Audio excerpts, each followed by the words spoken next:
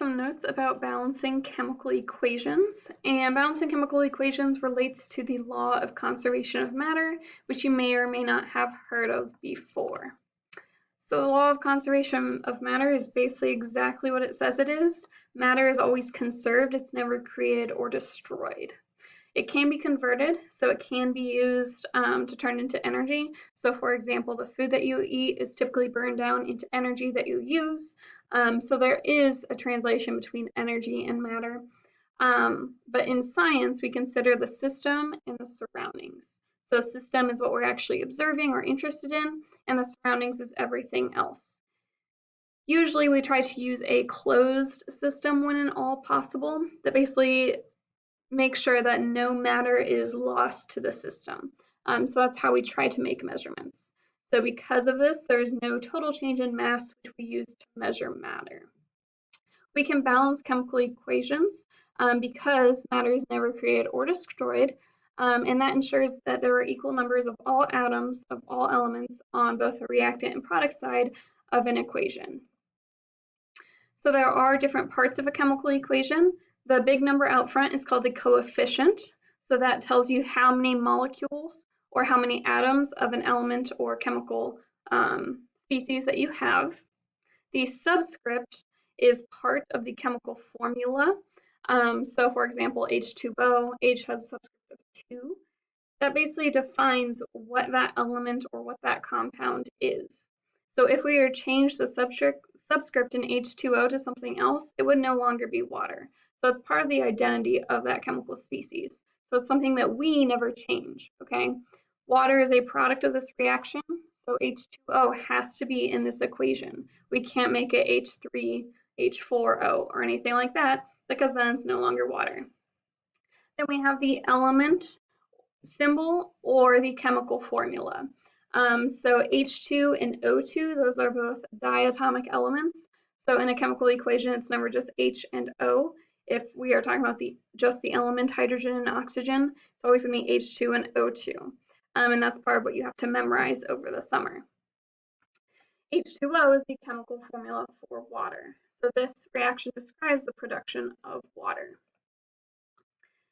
Because mass is conserved, there are equal numbers of atoms of each element on both sides of the equations.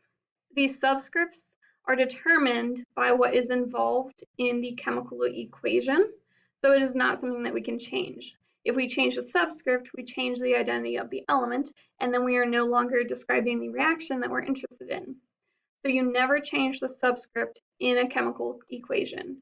The only thing you change to balance a chemical equation is the number out front, the coefficient. Typically, unless you're told otherwise for some reason, the coefficient is always going to be a whole number. So in the end, the equation that you report, you should always have a whole number out front in front of everything in that chemical equation. If the number out front is 1, we do not show it. So here there is 1 mole of O2, but we don't show the 1.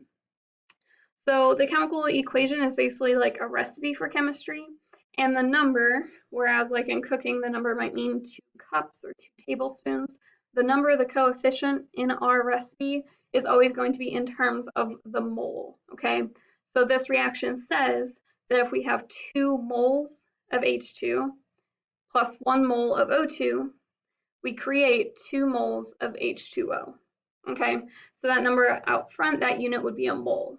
Now, technically, a mole is like a dozen. So it's like saying 2 dozen eggs plus 1 dozen cups of sugar. I don't know. So you could reduce it down to molecules. You could say that 2 H2 molecules react with 1 molecule of O2 to create 2 molecules of H2O.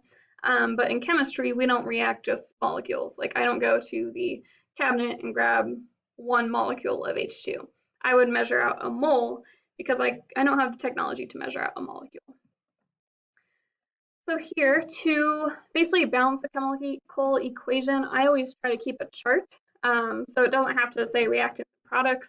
You can simply do like a little T-chart like this, where you have your H and your O, and you're keeping track of how many you have on each side. So you do not need to, list it out like this, but I usually do something like this, and I call this my inventory. So here I have an inventory. Here on my reactant side, I have 2 H's and 2 O's. On the product side, I have 2 H's and 1 O. So I break everything down into elements.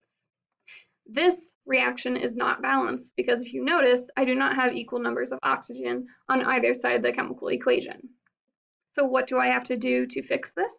I'm going to start with oxygen because it's the one that doesn't match.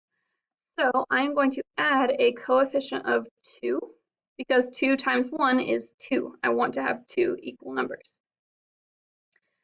So that changes that to make that balanced. But if you notice, now there's also a 2 in front of this H, which means 2 times 2 is equal to 4. I now have 4 atoms of hydrogen or moles of hydrogen on the product side. So now my hydrogens are uneven. So then I go back to the reactant side and I want to make this equal to 4. I have a subscript of 2. So 2 times what equals 4? That'd be 2. And now I have 4 moles or 4 atoms, molecules of H2 on both sides. So now I have a balanced chemical equation. Okay, so that is pretty simple, pretty straightforward. There are more complicated equations that we can go over. Some tips to start with before we go into that. We want to start with the elements that are only present in one species on each side of the chemical equation when possible. So if you have 2 compounds, both with carbon, it's going to be really difficult to balance carbon because you have 2 species that you're going to be changing. Hydrogen and oxygen are really common elements that are present in multiple species, so usually you'll often end up balancing those last. At the end, once you have your balanced chemical equation, you want to double check and make sure that each of those coefficients is in the lowest ratio possible. So it is possible while you're doing math to accidentally end up doubling something or something like that. So make sure that your coefficients are the lowest ratio possible relative to one another.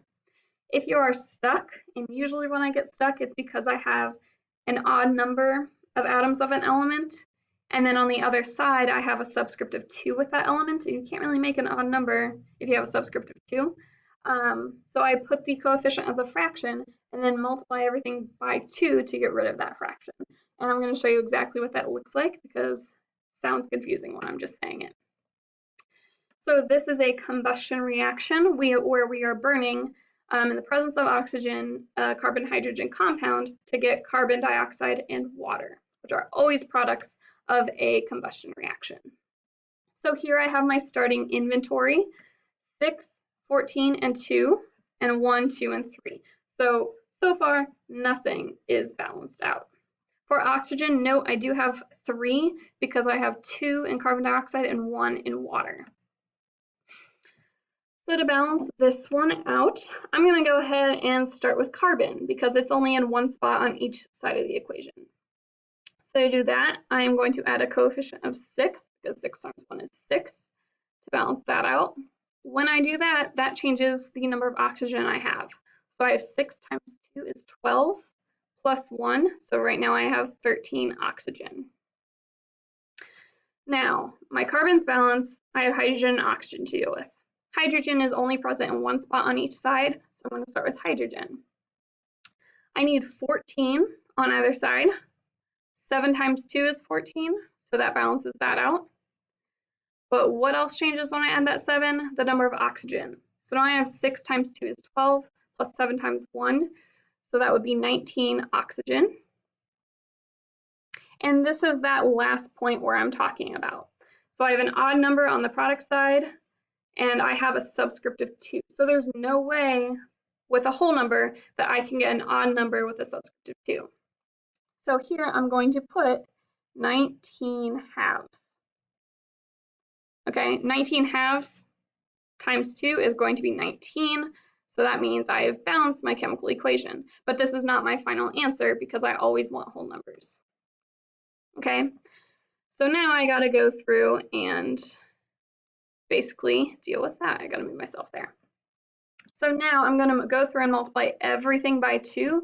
That will get rid of the fraction because my denominator of the fraction is 2. Okay? So if I multiply everything by 2, 2 times 1 is going to be 2. That is way too thick.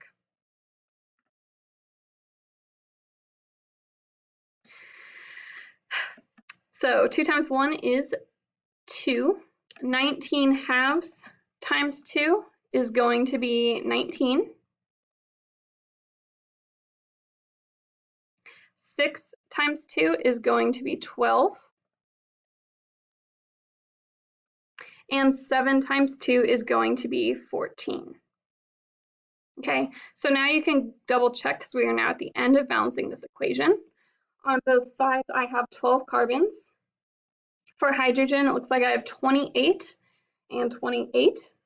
And for oxygen, I have 38 plus, and then on the product side, I have 24 plus 14, which is 38. So I have a balanced chemical equation. If I look, I cannot reduce these further. Okay, everything here is divisible by 2 except for that 19, so I cannot reduce this equation any further.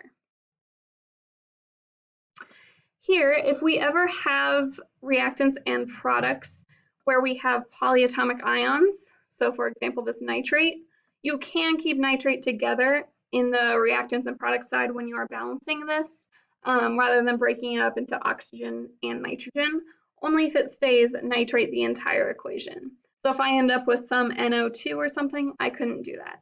But in an example like this where you do have it staying together as nitrate, you can definitely go ahead and do that.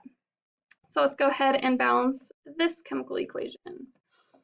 We have 1 lead on each side, so we don't have to do anything there. We have 2 nitrates and 1 nitrate, so I'm just going to go ahead and start with that one, since it's just on 1 part each side. So to do that, I need 2 on this side. 2 times 1 is 2. That changes that to 2, but it also changes this to 2. Okay, so going down my list, now sodium doesn't match, so I'm going to add a coefficient of 2 here. That changes this number to 2 on our inventory, and chlorine, because they share a coefficient spot. Now my chlorine is also balanced. I got 2 birds with 1 stone there, and that is my balanced chemical equation between lead nitrate and sodium chloride. Okay, so that is it for our balancing chemical equations review. Good luck, and let me know if you have any questions.